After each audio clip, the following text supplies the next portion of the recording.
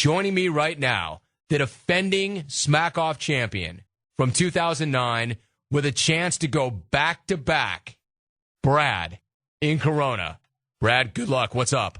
Rome, sorry. I'm over here playing the 2010 Smack Off drinking game, okay? Every time dork Mike DeTola's crappy take makes me wonder whether I'm at the Smack Off or the Comedy Central roast of Brad in Corona, I take a drink. Every time Mike in Indy ends his phone call with a catchphrase so dumb it makes a Tiger Woods text message look like Shakespeare, I take a drink. And anytime Jay Moore takes a run at me because he realizes he's a couple of bad auditions and breakfast burritos away from being on Celebrity Fit Club, I take a drink and roll me. I'm wasted, man. I'm wasted. Rome, let me start with my light work, okay? Mike in Indy. Mike is hoping everyone forgets about his first call to the jungle last year. I haven't. Jim, he called the show in 2009 and sang a parody about the Pac-Man Jones strip club incident to the tune of Creedence Clearwater Revival's Have You Ever Seen the Rain? The news story was 3 years old. The song was 40. Nice job, Mike! Mike, we're all really looking forward to the 2020 Smack Off when you call in and give us your take on the Michael Vick dogfighting scandal to the tune of Who Let the Dogs Out. Who let them dogs fight Vick? Michael Vick. Oh, I do declare I'm funny, man. And while we're on the subject of guys with crappy catchphrases, Rome, why is Ray Ray in Tampa calling your show a week after the hack off? Jim, every one of his calls ends with Ray Ray saying he doesn't talk smack. He smacks talkers.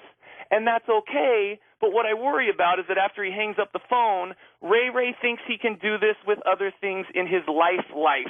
Okay, like his boss comes up to him, hey, Ray Ray, that was a funny phone call you made to Jim Rome. Get back to work now and make sure you clean those toilets up real good before you leave, all right? Hey, boss, Ray Ray does not clean toilets. He toilets the cleaner. That's good, Ray Ray. It's just the last time you called Rome, you got so excited you forgot to switch out the urinal pucks like you were supposed to. Hey, yo, boss, Ray Ray does not switch out urinal pucks. He puckers up to urinals and throws the switch. I don't even really know what that means, Ray Ray, but do it, or you're fired.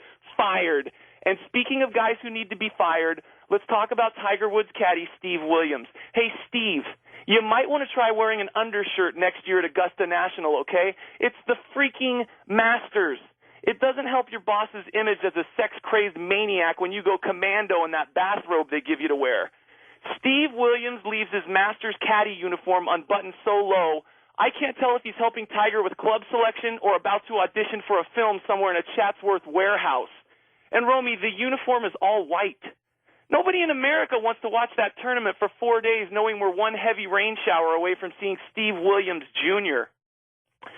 Jim, it's not a surprise that idiot Dan in D.C. missed a key element to Vic and NoCal's Twitter existence.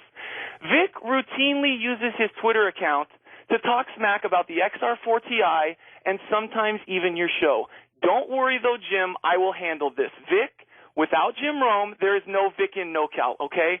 You exist because Rome allows you to exist. Where are you going to go if Rome kicks you off the program, Vic? You think that crappy Dan Patrick show is going to take your calls? Okay, Seton, let's go to the phones. Let's go to Victor in Northern California. Victor, good to have you on the Dan Patrick Show. What's on your mind? It's great to be here, Dan. I'd like to weigh in on the poll question. I think the BCS should have a playoff system, and I'd also like to say this is my pre-fight press conference and official weigh-in, and I'm calling my shot. And okay, thanks for the phone call, Victor. Paulie, would you update the poll results? Dan, 66% of people think that there should be a BCS playoff system. And finally, Jim, while we're on the subject of DP, hey, McLovin, try blowing your nose before you go on the radio, okay? You sound like you're doing the entire show from inside your own sinus cavity. I like the Philadelphia Eagles. I'll play some dodgeball with you, Dan. Romy, you've got connections. Maybe after next year's hack-off, we can set up some sort of competition between McLovin and the Sklar brothers to see whose septum has deviated the farthest.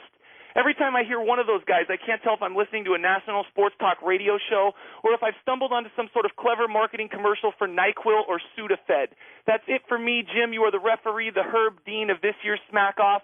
And just like Herb, Romy, you need to recognize when the rest of this field is so cut and so bloodied and so terribly disfigured from my